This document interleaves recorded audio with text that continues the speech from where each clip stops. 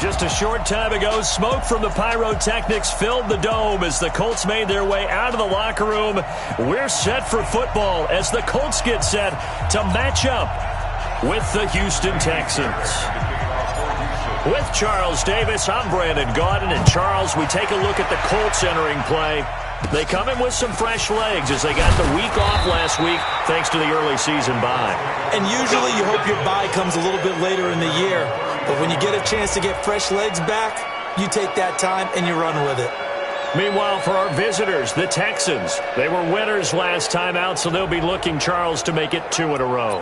And what I enjoyed when I watched their game tape and their victory last week is they put it together in every phase. Good offense, good defense, and some key plays on special teams.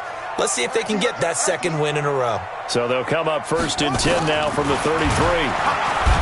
To throw, Brissett. A bad start there. A big loss on their first play from scrimmage. It's 2nd down. Brandon, if I'm an offensive coordinator and I see an all-out rush like that, I file it away because I'm going to use their aggressiveness against them as this game goes on. I'm going to hit them with a screen soon.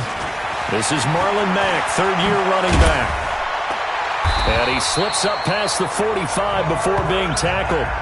19 yards to pick up there. Move the chains. And that's a run that'll energize an offensive line. They'll take that one all day long. Fundamental breakdown by the defense. You've got to be able to make plays on the edge. On 1st down, they'll stay with Mack on the ground. Trying to run inside, but nothing there. Call it no gain on the play, and it'll be 2nd down.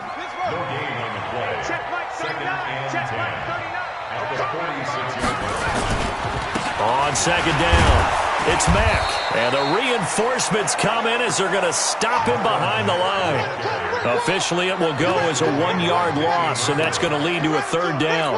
An interesting and intriguing decision there defensively because they kept extra DBs on the field despite seeing the multiple tight end look that came out for the offense. I thought they were going to switch out of it. I didn't know if they felt they didn't have time or what the case was. Well, in any event, the extra speed allowed for great penetration as they stuffed that one behind the line of scrimmage. To throw is Brissett. And that is incomplete.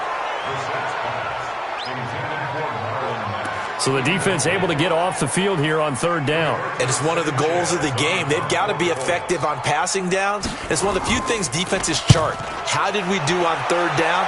That's a nice start for them in this one.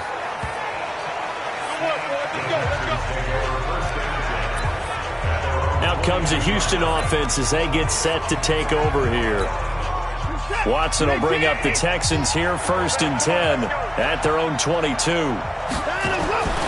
Watson buying time to his left. And he's going to have to eat this one as down he goes. It was Justin Houston, the native of Statesboro, Georgia, with a sack. That's called setting the tone right away. It certainly is, and it lets you know just how important communication is amongst the offensive line. They talk about it all the time, knowing each other's moves. You've got to be coordinated and in sync. Otherwise, oh, the pressure too great, and he goes down once more. Danico Autry. He's the one that drops him this go-around, and that pass rush getting strong here. Back-to-back sacks. Now, I know we're only 2 plays in, but after giving up back-to-back sacks, something has to change with the protection, and they can't wait to halftime to make an adjustment. To throw is Watson. And he's going to go down right near the goal line. The officials look at each other. They're going to mark him at the 1-yard line. They're going for it. It's Watson. The ball popped in the air and intercepted. Picked off by Kenny Moore. And they take possession of the football and have it at the 36-yard line.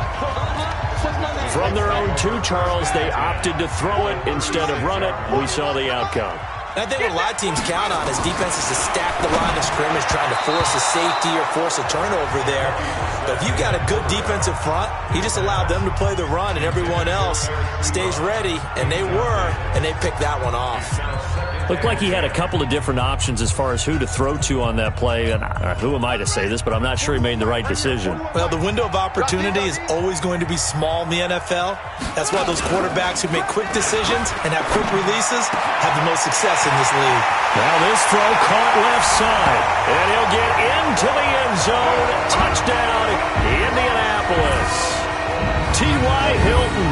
His 4th touchdown on the year as his guys are able to strike first here in this opening quarter.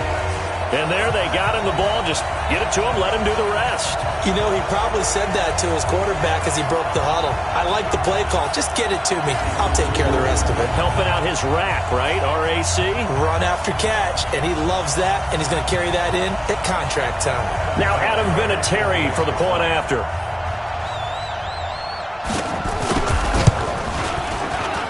And this is good to make it 7-0 Indy. Pretty clean and simple there. Just 2 plays. The long pass resulting in the touchdown on play number 2. This is taken about 7 yards deep. And the decision to bring it out is going to cost him about 7 yards all told as he's taken down back shy of the 20.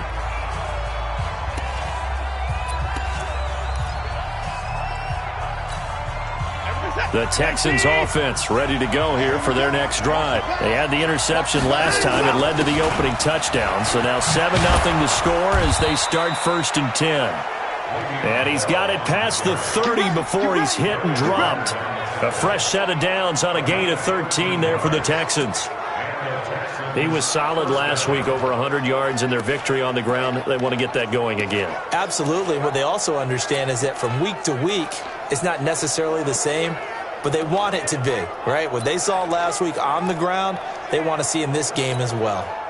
Line of scrimmage, the 31 now on 1st and 10. Here's Watson. Escaping the pressure right. Catch is made here. It's the rookie from San Diego State, Kahale Waring. A big one there for the Texans, 18 yards. Sometimes it's designed, and sometimes you just have to know when to leave the pocket and move and make something happen. And on that play, he was able to get on the run and was still accurate throwing the football. Throwing on 1st down, but this one winds up to be incomplete. Will Fuller was the intended target, and now it's 2nd down. So now 2nd and 10 after the incompletion on 1st down. A fight for the football, and it's intercepted. Picked up by the rookie from Temple, Rock Ya-Sin. First quarter.